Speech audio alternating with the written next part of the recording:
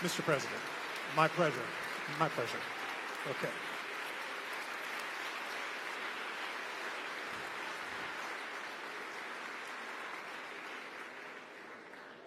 Merci à vous. Bonsoir, messieurs, dames. Madame la ministre, monsieur le ministre, mesdames et messieurs, chers amis, je suis très heureux d'être parmi vous aujourd'hui. Un an à peu près après le lancement de Vivatech, et je me souviens l'année dernière des premiers pas, des premières réussites, d'entreprises déjà vues et recroisées aujourd'hui, et je voulais vous dire à quel point, aujourd'hui, aux uns et aux autres, je suis fier de vous. Vraiment.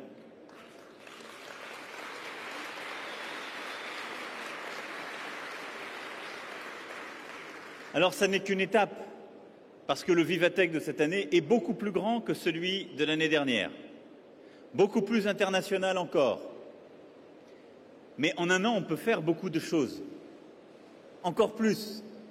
Et donc, l'année prochaine, il faut que ce soit encore davantage.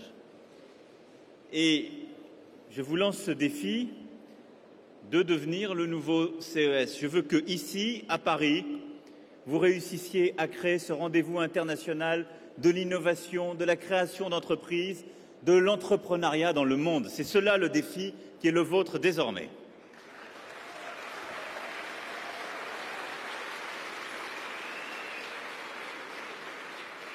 Parce que j'ai peut-être une mauvaise nouvelle pour vous, mais ni un président ni un gouvernement ne change radicalement les choses en la matière. Il faut avoir l'humilité qui convient, mais qui se conjugue avec une exigence à votre endroit. C'est vous qui le ferez. Et quand je parle de la France qui entreprend, je parle de vous, de ce que vous avez fait, de ce que vous êtes en train de faire.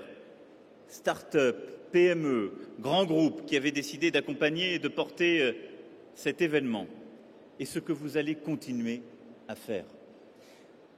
Il se passe aujourd'hui quelque chose en France. Il y a ce qu'on appelle un momentum. Et ce quelque chose, c'est quoi? C'est qu'il y a partout dans le pays des femmes et des hommes qui veulent faire, inventer, innover. Il y a partout dans le pays des femmes et des hommes qui veulent gagner à l'échelle du monde.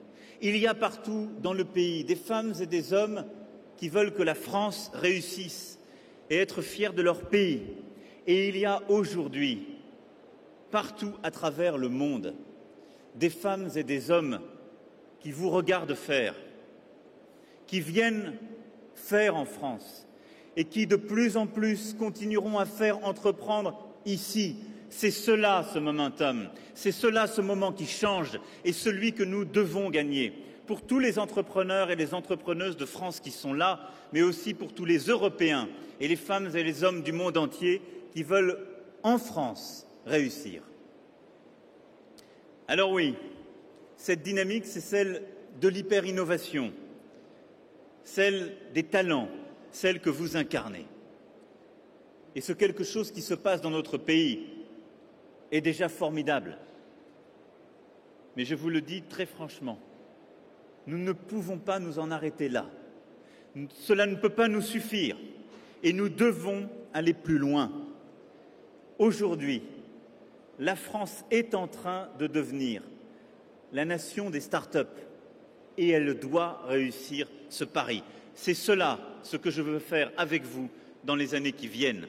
Précéder, anticiper, porter ce mouvement. Alors oui, ce que vous avez commencé à faire, ce que vous incarnez ici aujourd'hui et que nous allons continuer ensemble, suppose d'être, en ce qui nous concerne, plus entreprenant, plus fort, plus exigeant. Je ne veux plus qu'entreprendre en France soit trop souvent seulement intéressant lorsqu'on ne gagne pas encore d'argent. J'ai vu trop de start-up me dire « c'était formidable, nous avons lancé les choses, et puis quand il s'agissait de développer nos innovations, on a quitté le pays ». Alors oui, en baissant l'impôt sur les sociétés, en réduisant les charges salariales et patronales, en simplifiant les dispositifs d'incitation à l'innovation, en supprimant le RSI, nous créerons un contexte plus attractif pour les entrepreneurs et qui permettra aux entrepreneurs de réussir davantage, plus vite, plus fort, à l'échelle du pays, puis du continent et à l'échelle mondiale. Je veux en même temps, et j'assume pleinement cela, lever les contraintes, redonner des libertés de faire, de tenter, parfois d'échouer, et créer les protections qui vont avec le monde qui nous entoure. Notre système en Europe a été pensé pour l'après-guerre, pour une économie de rattrapage industriel. Nous sommes rentrés dans une économie de l'hyper-innovation, où les cycles sont plus courts, où l'échelle est mondiale, où l'échec n'est plus aussi dramatique et où il faut non plus protéger les emplois qui sont parfois les emplois d'hier, mais davantage protéger les individus en les formant, en les accompagnant à ces changements brutaux, où il faut accélérer les mutations qui sont parfois beaucoup plus rapides, où il faut non pas expliquer à des territoires qu'ils ne subiront pas les changements, mais qu'ils les gagneront, qu'ils les porteront en investissant. Et donc nous ne devons plus aujourd'hui parler le langage d'hier. Nous ne devons plus essayer d'adapter nos systèmes par des réformes, en demandant des efforts, parce que ces réformes sont toujours les mêmes et les efforts sont toujours faits par les mêmes. Et on le voit bien, ça ne marche plus. Ce que nous avons à conduire, c'est une révolution en profondeur de nos modèles de pensée, nos organisations économiques et sociales, nos façons de nous comporter. C'est l'organisation de nos sociétés, de notre action publique et de l'organisation du capitalisme européen et mondial que nous avons à conduire. Parce que c'est cela ce qui nous permettra de gagner les deux grandes transitions qui sont les nôtres, la transition numérique et la transition climatique.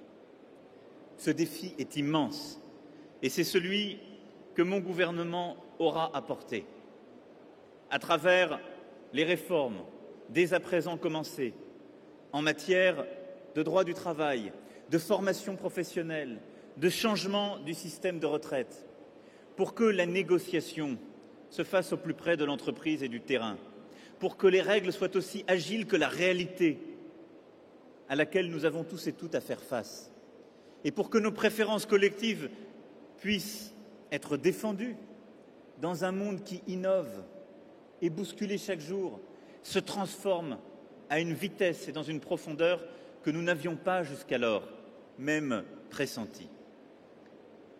C'est pour cela que je veux aussi que notre État se comporte différemment avec le monde économique, que ce soit non pas un État qui réglemente tout, mais qui facilite et qui accompagne.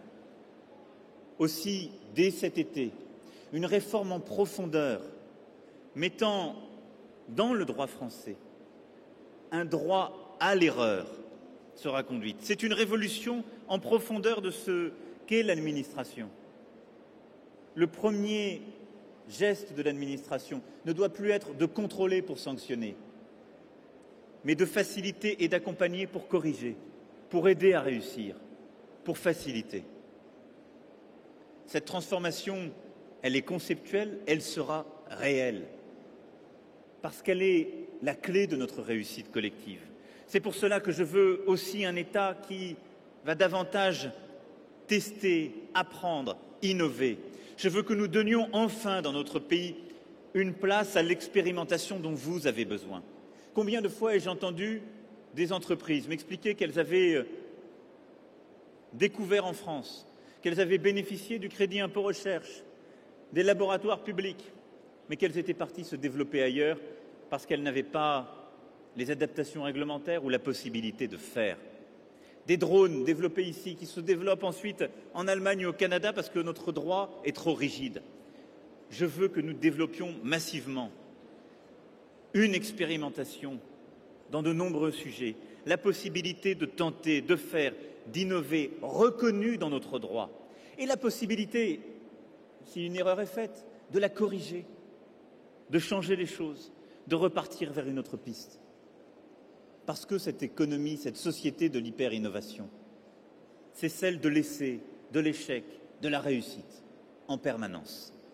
Et donc ces transformations, nous allons les conduire, sans plus attendre, parce que vous n'attendez pas, parce que vos concurrents n'attendent pas, parce que cette transformation, nous la vivons, nous n'avons pas à la décider. Le seul choix que nous avons à faire collectivement, c'est de savoir si nous refusons le monde tel qu'il est en train de se transformer, quitte à faire courir le risque à notre pays de ne pas prendre justement ce moment de la transformation du monde, de priver notre pays de la richesse qui peut ainsi se créer, de l'innovation et de l'apprentissage qui peut ainsi se développer, ou si nous voulons y réussir, devenir les leaders avec nos spécificités, avec nos valeurs, et j'y reviendrai. Le choix est fait depuis le 7 mai dernier. Les Françaises et les Français l'ont exprimé clairement. La France sera la nation leader de cette hyper-innovation, du changement, de la transformation profonde. Elle sera le pays de cette révolution de l'entrepreneuriat, de l'innovation et de la révolution démocratique qui l'accompagne. Alors pour ce faire, il nous faudra décloisonner. Décloisonner entre la recherche publique et l'entrepreneuriat. Beaucoup a été fait. Nous étions tout à l'heure avec des entrepreneurs, Madame la Ministre, ils nous l'ont dit. Toutes et tous reconnaissaient l'enseignement supérieur et la qualité de la recherche française. Mais il faut encore aller plus loin. Il faut encore faciliter les échanges, les mouvements et ces transformations. Le décloisonnement, c'est aussi celui indispensable entre les start-up et les grands groupes. Nous devons là aussi aller plus loin. Cet événement est l'incarnation même d'un changement conceptuel, culturel qui s'est fait depuis quelques années en France. Mais les start-up ne se développeront et ne croîtront pas dans notre pays si elles ne multiplient pas les liens contractuels, l'innovation croisée avec les grands groupes et les rachats quand c'est nécessaire. La France peut réussir cette transformation parce que nous sommes un pays de talent, reconnu à travers le monde, un pays d'ingénieurs, de doctorants, de chercheurs, d'entrepreneurs. Et donc, le pari que nous devons réussir, c'est celui de continuer à éduquer nos talents, à amener les Françaises et les Français qui le souhaitent au plus haut de la réussite académique. Et c'est ce que nous aurons à faire dans les prochaines années. Défendre le modèle éducatif, l'aider à réussir à aller plus loin, garder ses talents en France, après parfois une période à l'étranger, et faire revenir toutes celles et ceux qui, à un moment, n'y croyaient plus, qui parfois nous ont quittés, parce que c'est ici que les choses vont désormais se passer. Et continuer à attirer les talents du monde entier, les entrepreneurs, et il y en a beaucoup dans cette salle, du monde entier, qui se diront c'est en France qu'on peut et qu'on va réussir. Aujourd'hui, au moment même où je vous parle, le French Tech Visa est lancé officiellement. Il est valable 4 ans. Il simplifie toutes les procédures administratives pour les talents désireux de venir travailler chez nous et venant du monde entier. Le site est ouvert aujourd'hui, la procédure est effective aujourd'hui. Et je le dis pour celles et ceux que j'ai croisés ou qui seraient dans cette salle avec un passeport étranger, allez vous inscrire.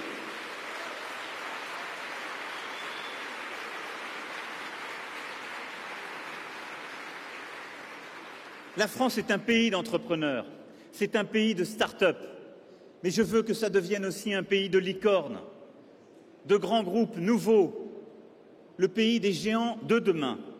Alors pour ce faire, nous devons sortir d'une fascination française.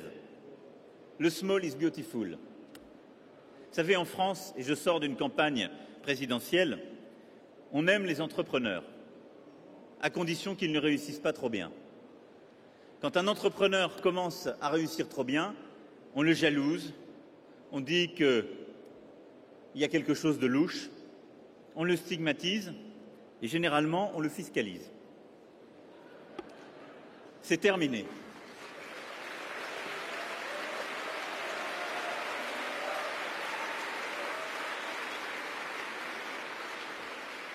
C'est terminé parce qu'un entrepreneur qui s'enrichit, c'est un entrepreneur qui est en train de réussir. et qui donc fait réussir son pays, embauche, tire d'autres entrepreneurs et doit pouvoir réussir encore plus facilement, plus vite, plus fort, et en faire réussir d'autres, et pouvoir réinvestir demain. Alors pour cela, je veux que nous continuions, facilitions l'émergence de champions, en ne taxant plus à l'impôt sur la fortune les fonds investis dans les entreprises, les start-up, l'innovation, pour rendre au marché les liquidités qui jusque-là préféraient l'immobilier. Ce sera fait dès la prochaine loi de finances.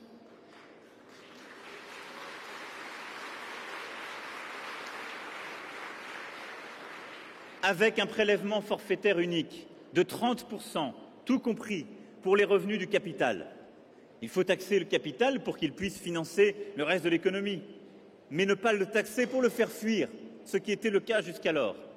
30% tout inclus, c'est ce qui permet de faire vivre notre système public, notre système éducatif, de recherche, notre solidarité collective, tout en restant attractif, tout en étant profondément attractif et en permettant le développement. Je veux aussi que nous facilitions les réinvestissements dans les start-up et dans l'innovation. Et enfin, un fonds pour l'innovation sera doté de 10 milliards d'euros pour investir aux étapes clés de la croissance. La Banque publique d'investissement continuera à jouer son rôle et je veux ici la saluer, Monsieur le Directeur général, parce qu'elle a fait et elle continuera à faire énormément pour cet écosystème de croissance.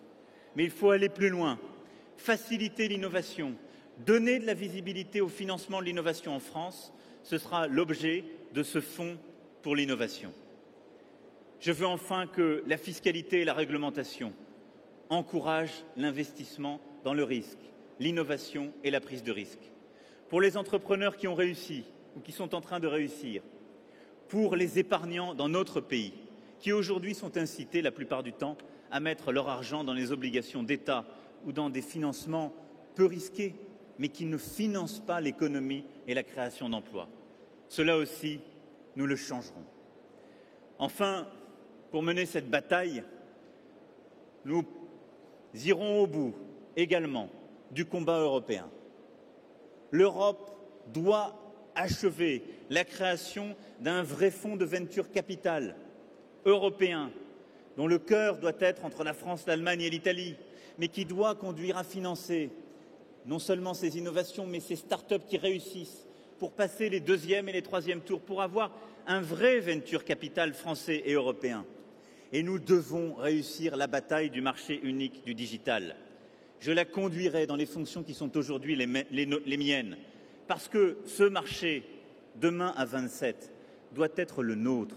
Parce qu'une start-up qui se crée en France, elle doit, dès le jour même, accéder à un marché de 27 pays, un marché comparable au marché américain, et non pas se battre avec 27 régulations différentes, avec 27 entraves, et en quelque sorte avoir dès le début un handicap parfois irrémédiable quand elle se compare à une start-up américaine ou une start-up chinoise.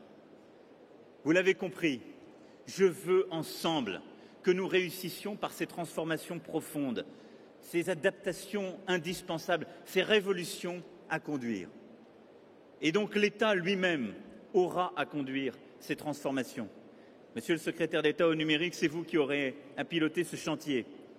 L'État doit devenir digital, parce que l'État ne comprendra les enjeux lui-même que s'il devient un acteur numérique. Et ce que nous allons promouvoir, c'est un État qui innove, un État qui gagne en productivité, en efficacité, en épousant le numérique, ses méthodes, ses facilités, son efficience, ses organisations. Un État qui ne multiplie pas partout la présence physique, elle doit être là où elle est nécessaire, au contact, dans un rapport humain indispensable et que nous devons réinventer. Mais nous devons construire un État plateforme qui facilitera, accompagnera, transformera nombre de ces procédures en solutions, en applications. Un État qui doit avoir l'ambition d'ici à 2022 de numériser l'ensemble des procédures qui sont les siennes. Je sais bien que ce sera dur, mais c'est indispensable. Et cet État numérique, il sera inclusif.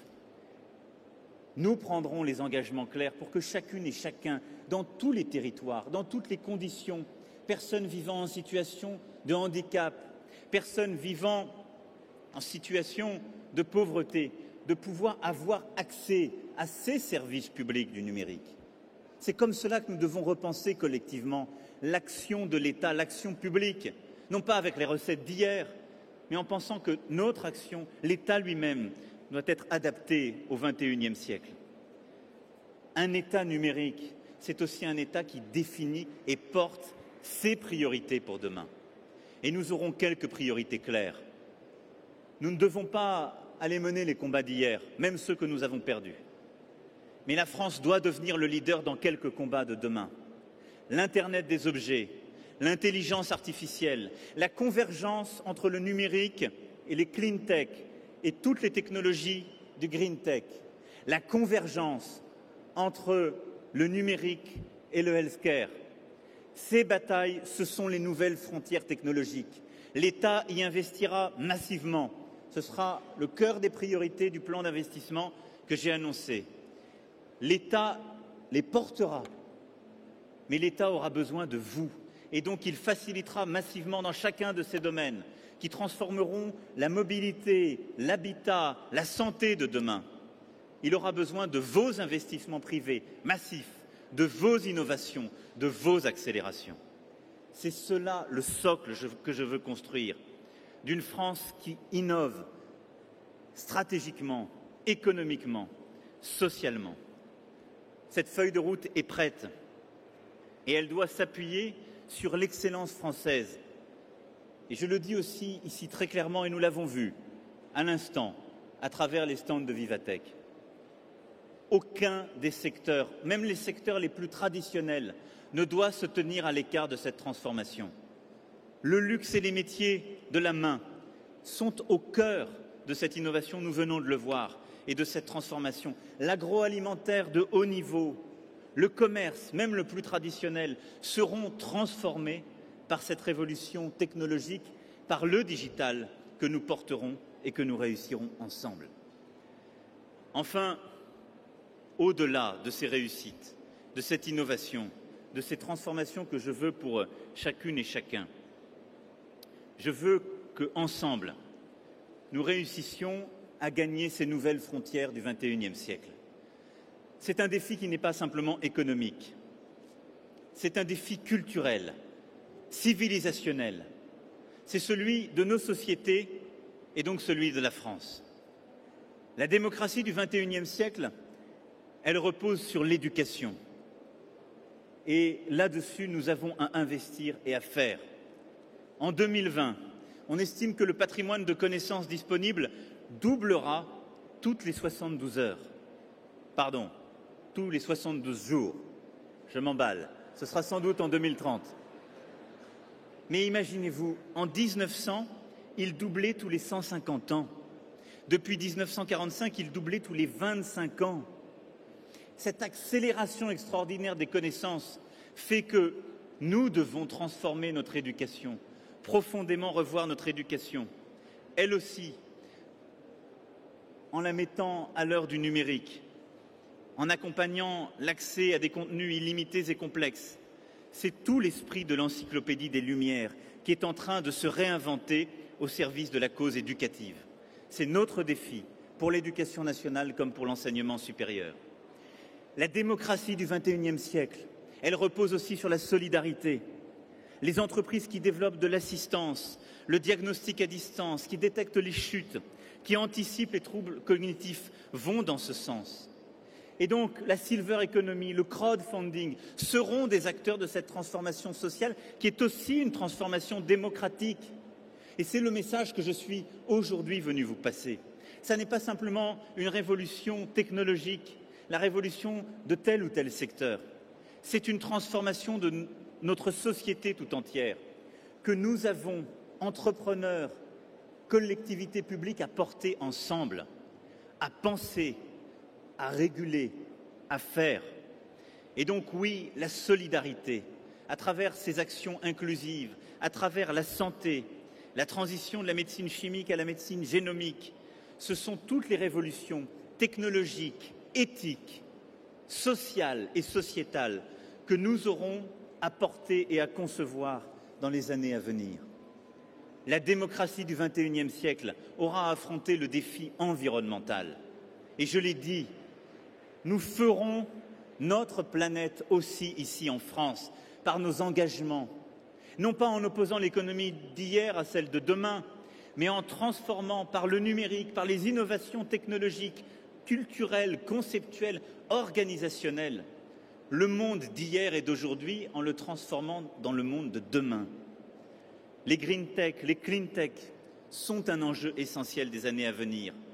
L'alimentation, elle aussi, sera transformée par les innovations, le changement organisationnel, par notre capacité à repenser les organisations dans toutes les filières. Nous allons, grâce à cela, enfin, quitter l'utilisation aveugle et intensive des ressources de la planète pour faire de la croissance en étant inclusif et plus juste. La démocratie du XXIe siècle, elle reposera aussi sur la sécurité. Et je veux ici en avoir un mot. Nous sommes dans un monde de liberté et d'innovation. Mais vous sortirez de ce bâtiment tout à l'heure et certains auront peut-être peur en rentrant chez eux. Peur de la menace terroriste, peur des insécurités du quotidien. Et donc oui, ces innovations, ce monde d'innovation, cette transformation que nous avons à vivre, c'est aussi celle de la sécurité. La cybercriminalité, les cyberattaques font partie de notre quotidien. Et en la matière, la France doit viser l'excellence dans la protection des données personnelles et l'intégrité numérique, mais en protégeant le quotidien de nos concitoyens, en gagnant la lutte contre le terrorisme, sans rien renoncer de la défense des libertés individuelles. Cette nouvelle grammaire, nous avons à la porter, à la penser, et c'est aussi ici que nous le ferons. Enfin, la démocratie du XXIe siècle, elle repose sur l'engagement politique. Rendre à nos sociétés leur vitalité démocratique, c'est modestement ce que j'ai essayé de faire durant les derniers mois, mais c'est ce que, au quotidien, je vous demande de faire. À travers les civic tech, les innovations qui permettent plus de transparence, de pédagogie pour nos concitoyens, qui permettent de transformer l'action publique et le regard que nos citoyens ont sur notre action au quotidien, mais en faisant de chacune et chacun un acteur de la transformation politique. Mais surtout, je le dis, à tous les entrepreneurs, toutes les entrepreneuses qui sont ici, cette liberté qui est la vôtre, que je veux vous rendre et reconnaître, elle impose aussi une responsabilité immense. Ce monde que nous sommes en train d'inventer, que je veux avec vous porter, dont je veux que la France soit la nation étendard, c'est un monde qui ne peut pas avoir les valeurs de celui d'hier. C'est un monde dans lequel je veux que vous réussissiez, mais vous n'aurez pas le droit d'être cynique. C'est un monde dans lequel je veux que vous puissiez vous enrichir, mais vous n'aurez pas le droit d'être cupide et égoïste, parce que nos sociétés ne l'acceptent plus. Ça ne sera pas le choix de tel ou tel gouvernement, ça n'est pas une affaire de loi qu'on fait dans un seul pays pour taxer les dividendes ou ceci ou cela. C'est juste votre responsabilité, vous devez l'avoir en tête. Pourquoi les Britanniques ont eu le Brexit? Parce que pendant des années, des gens ont pensé que tout pourrait se faire au calme dans la City, entre des milliardaires tranquilles et des gouvernants qui serveraient leurs intérêts. À un moment, le peuple s'est réveillé et leur a dit non, et un non brutal. Pourquoi pensez-vous, pour certains, que le peuple américain a décidé de choisir un dirigeant qui n'est peut-être pas celui que vous auriez préféré? Parce qu'il a su parler aux classes moyennes, que l'establishment américain méprisé depuis des années parce qu'il ne parlait plus qu'à celles et ceux qui réussissaient ou qui avaient déjà réussi. Vous ferez la France, l'Europe et le monde de demain.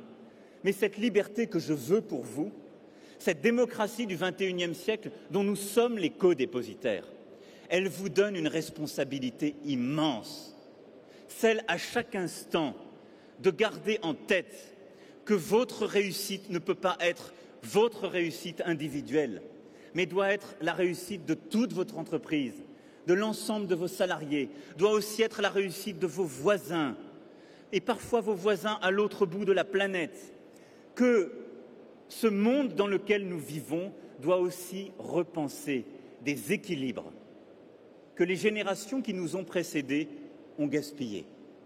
Cela, c'est votre responsabilité, c'est la nôtre. Et c'est ce que je veux avec vous porter.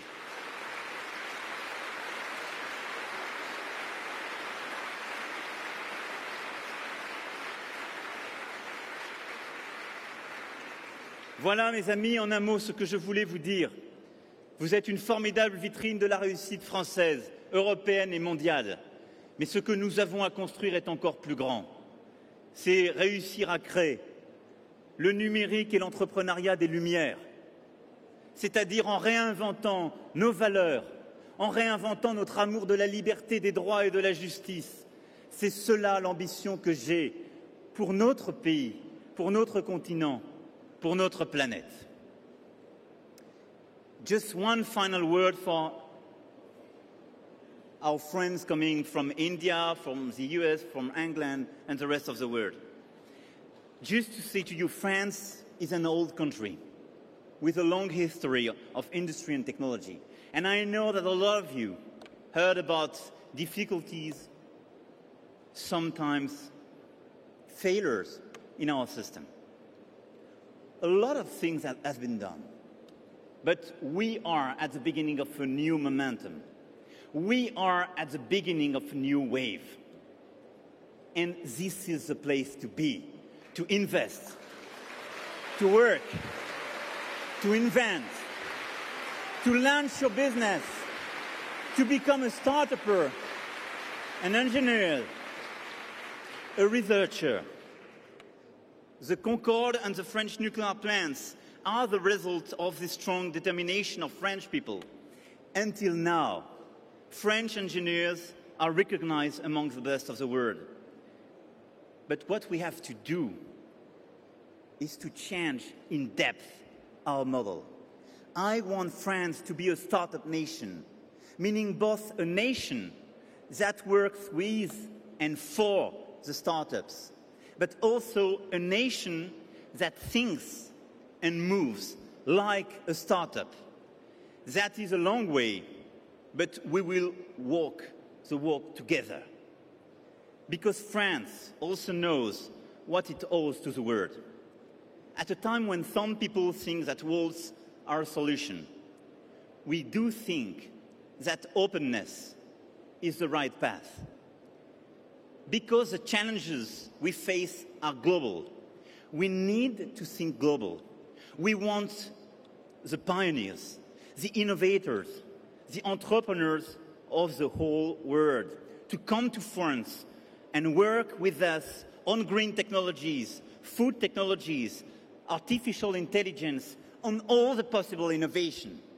I want to be the country where new mobility, new energy will be invented and developed. And one final word. I will ensure that we create a most attractive and creative environment. I will ensure that the state and the government act as a platform and not as a constraint. To put it in one word, entrepreneur is the new France. Thanks a lot. Merci pour votre attention. Merci mes amis. Merci beaucoup.